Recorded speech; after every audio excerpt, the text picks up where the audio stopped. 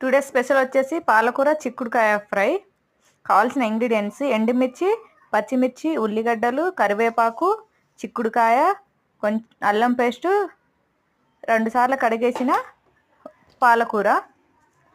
Stove వెలిగించేసి కడాయి పెట్టుకొని అందులో 3 spoon oil వేసుకోవాలి.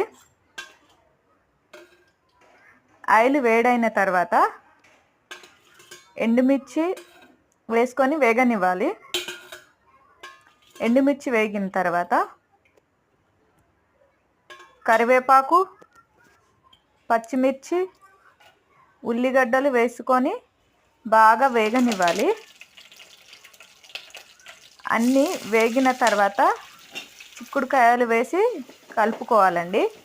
ఒక 2 మినిట్స్ కొంచెం వేడవనివ్వాలి. చిక్కుడుకాయలన్నీ ఉడికిన తర్వాత ఒక చిన్న టమాటా వేసుకోవాలండి. టమాటా అనేది ఆప్షనల్, ఎందుకంటే పాలకూరలో చాలామంది టమాటా అనేది వేసుకోరు. టమాటా వేసుకున్న తర్వాత పైనుండి 1 స్పూను రుచికి తగ్గట్టు సాల్ట్ అయితే వేసుకోవాలి. అన్నీ మగ్గిన తర్వాత లాస్ట్లో పాలకూర వేసుకోవాలండి. ఎందుకంటే పాలకూర ముందే వేసుకుంటే ఏమవుతుందంటే పాలకూరలో ఉన్న వాటర్తోని మిగతా ముక్కలు అనేది ఉడకవు. సో ఇలా పాలకూర వేసుకొని కలుపుకోవాలి. నేనైతే వాటర్ అయితే ఏం కలపలేదండి, పాలకూరలో ఉన్న వాటరే ఉందండి. వాటర్ అంతా ఇంకిన తర్వాత కొత్తిమీర చల్లుకొని స్టవ్ ఆఫ్ చేసుకోవాలి. కూర అయితే రెడీ అయిందండి.